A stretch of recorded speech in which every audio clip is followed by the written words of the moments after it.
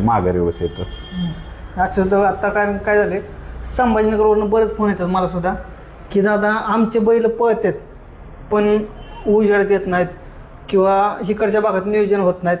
त्यांना काय सांगतात बघा, कारण तिकडचे बरेच बैल आहेत असे टॉपला पळणार आहेत पण इकडच्या भागात विषय कसा आहे माहिती आहे का, संभाजीनगर मधला बैल पळतोय सगळंच होतं. म्हणजे औरंगाबाद आपला संभाजीनगर असो, जालना असो, बुलढाणा असो, इकडे चाळीसगाव खाली शिर्डी, नाशिक, सिन्नरपार सगळीकडे जे बैल ते पळतात. बरं त्यांचं काय होतंय, योग्य माणसांच्या पेशी त्यांचा बैल गेला बरं तर तो 100% उजेडात येतोय. बरं आज बघा तुम्ही पुण्यात ओळखीत बैल आलेत बरं बापू आंबेकरांच्या पेशी, त्यांनी 2-4 म्हणजे त्या माणसाने उजेडात आणलीच ना बैल. बरोबर. काही ठिकाणी बैल आले सामान्य माणसाचे त्यांनी उजेडात आणले पण तिकडच्या माणसाने काय केलं, त्या माणसाला काय कळतंय म्हणून त्यांनी त्या माणसाला टाळायचं.